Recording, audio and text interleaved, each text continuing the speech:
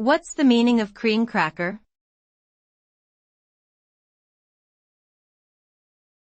Cream cracker.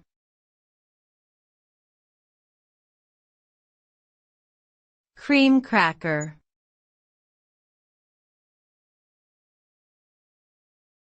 Cream cracker.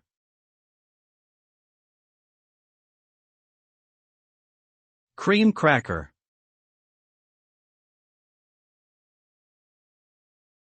A cream cracker is a type of biscuit that is light and crisp. It is usually made from wheat flour, yeast, and water, with a small amount of salt added for flavor. The name cream cracker may be derived from the fact that the biscuit was originally made with sour cream. Today, cream crackers are a popular snack food in many countries, often served with cheese or butter.